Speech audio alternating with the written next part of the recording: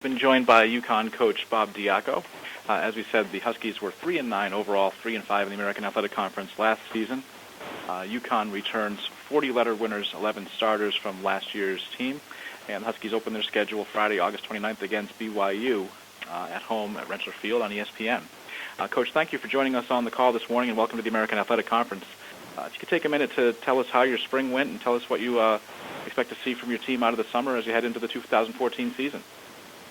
Spring went good. We ended spring healthier than we started, and got a lot of work done. So anytime you can say that is a real win. That's the biggest concern with spring football is being sure, with roster sizes down and it's critically important that the players in your organization can be and stay healthy. So it's always a fear. You want to get your work done. But the group got a lot of good work done and made it through healthy, and have no other expectations other than just try to get better every day. The team needs a lot of work. The culture of the team needs a lot of work. The physical,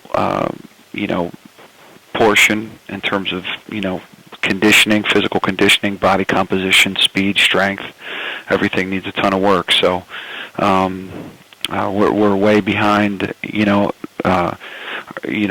having a chance to think about talking about, how we're going to win games.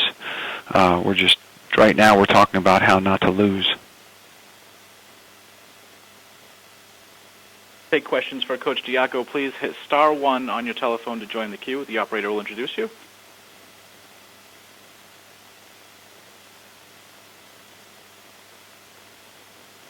We'll take our first question from Shannon Owens from Orlando Sentinel. Good morning, Coach. How are you doing? I'm good. How are you, Shannon? I'm doing great. I was looking down at the roster for a lot of the teams, and I've been noticing this trend that there's a lot of young starting quarterbacks. And I'm curious to know, what do you feel is the biggest challenge in developing young quarterbacks today to come in and lead a team? I think just the ability to protect the football. I think young quarterbacks don't necessarily have an understanding of discretion is the better part of valor, and not trying to put the ball in harm's way. You're better off playing ping pong and kicking it back to them rather than turning the ball over. So an understanding of games, scenarios, and situations, and being sure you're not conceding field and clock opportunities to the opponent. So I'd say that's probably the biggest thing that I've seen, and the biggest issues that we've had.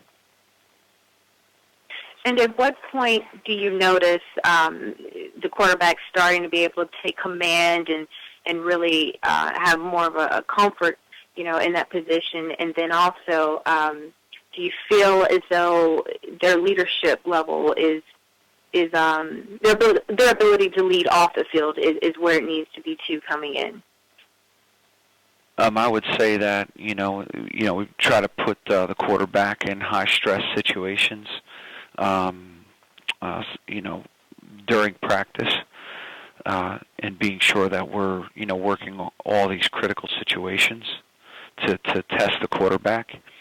And you're evaluating constantly, that decision-making process, in there. And as it relates to leadership, as an organization, we're nowhere near, that, where we're going to put the quarterback out in front and think, he's going to mobilize the group. At this point, everybody's just trying to get a little bit better. I think we'll see that. To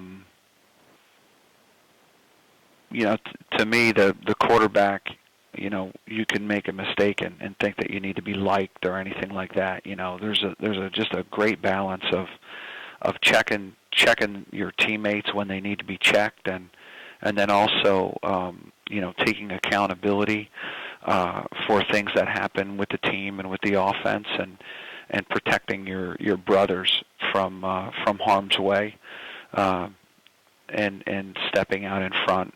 Those kind of things start to show themselves on a day-to-day basis. When challenges arise and the quarterback responds with an accountability or a protection of his teammates, or is he pointing the finger and making an excuse and palms up? Is his coaching to his brothers positive? Is it negative? What does it sound like? So we're listening to those things and watching those things. So. Okay, thank you so much. Thank you. If you have any other questions for Coach Diaco, please star 1 on your telephone. We'll take our next question from Desmond Connor from Hartford Courant. Hey, Coach, how's it going? Hey, Des. I was curious how, at the end of spring, how you thought that jiving the team to look at each other as brothers, how you thought that process went in the spring, and where do you think it stands right now? I thought it went great. I thought that was, some of the top ground that we made, changes that we've made in the program to foster that kind of, those kind of relationships, and it starts from the top and down through the staffers that lead units and staffers that lead positions, and essential staff that interacts with the, coaching staff, and that kind of family atmosphere gets created through care and honesty and consistency and communication, and I thought we made some great ground there as a program.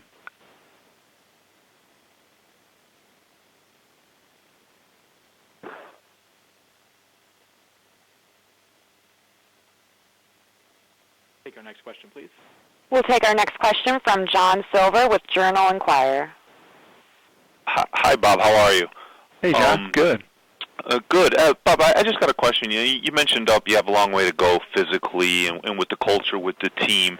How do you accelerate that, getting ready for the season? Because obviously this is going to be a couple-year process, but you got to start playing games in August. And how far are you along to being where you can be competitive come this year?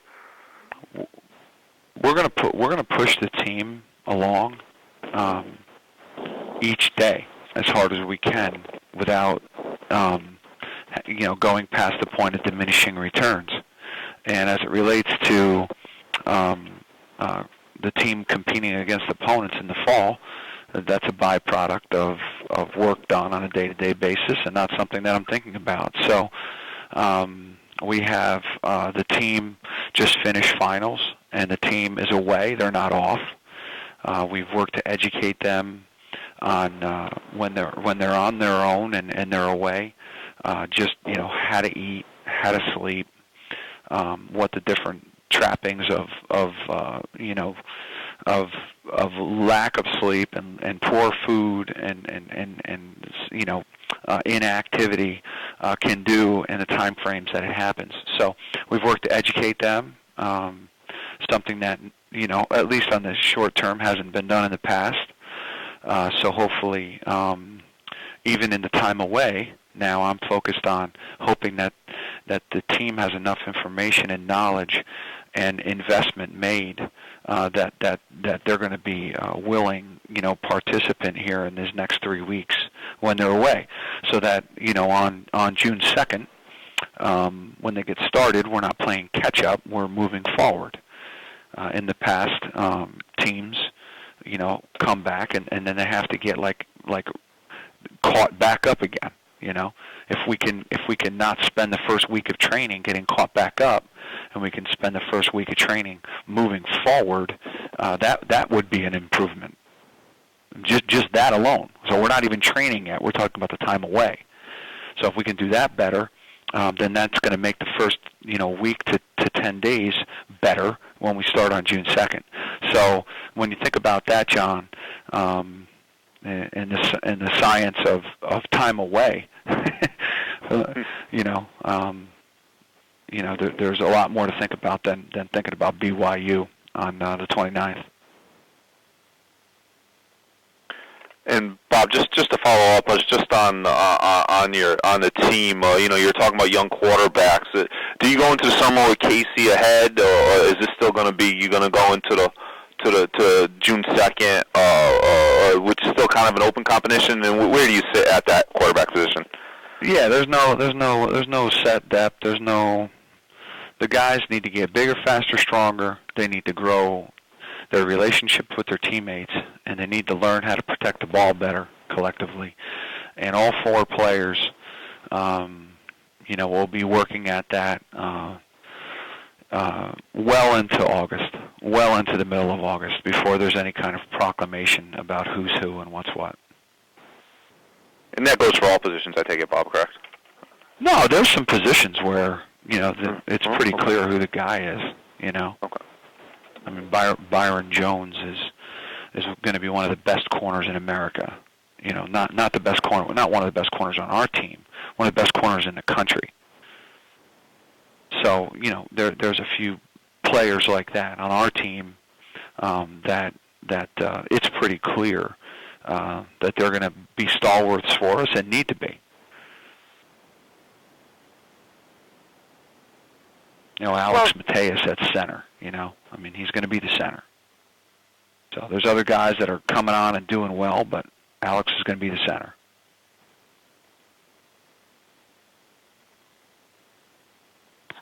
And we'll take our next question from John Mitchell from the Philadelphia Inquirer. Good morning. Hi, John. How are you? Good. And you? Good, well, thanks. Listen, I know with the young quarterbacks, it's not etched in stone who the starter is going to be, across the conference. But at Temple, that's not the case. They're going to go with P.J. Walker. Can you talk about how beneficial it is for a young guy knowing that he is the guy, as it applies to P.J.'s case? No, I can't speak on TJ's development or psyche in any way. Temple football and what they're doing, I have no idea. Every situation is different.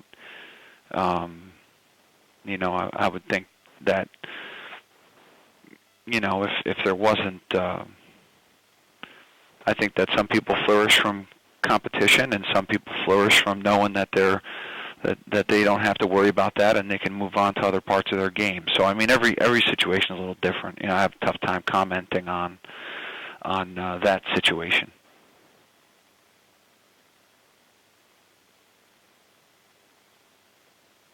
And we'll take our next question from Desmond Connor from the Hartford Courant. Hi, Bob, again. Can you give us an update on Kevon Taylor? And also, I got another side one for you here as a former player and now on the other side as a coach here. I'm curious about your thoughts on whether or not players should be paid. Kind of a hot topic right now.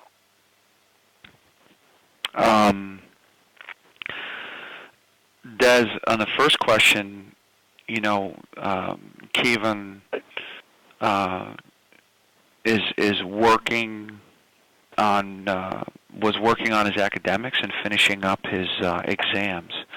So those grades for the university, my understanding, those grades are due today for the student athletes, and then we'll have a great picture on just a total picture of everyone's and how they finished up there here at the end of the week, the beginning of Monday basically. So maybe even as early as the 16th or as late as the 19th.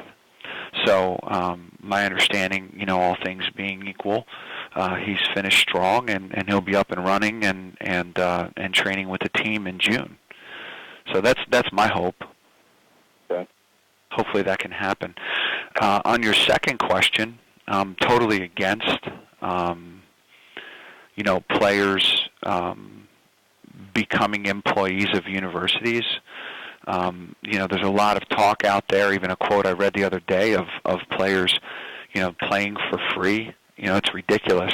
They get this spectacular education, in many instances that are very hard that they would have a very hard time affording otherwise, and in some instances without the special talent have trouble even getting in to some of these schools, which is a good thing. It's not a bad thing. It's positive. So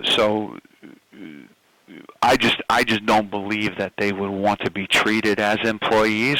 I wouldn't have wanted to be treated as an employee personally, as a player. That opens up, a whole new, performance per the amount that you get, or are you a fireable employee because of lack of performance? All things we can't do right now. How are the benefits tied in? And then will the wage?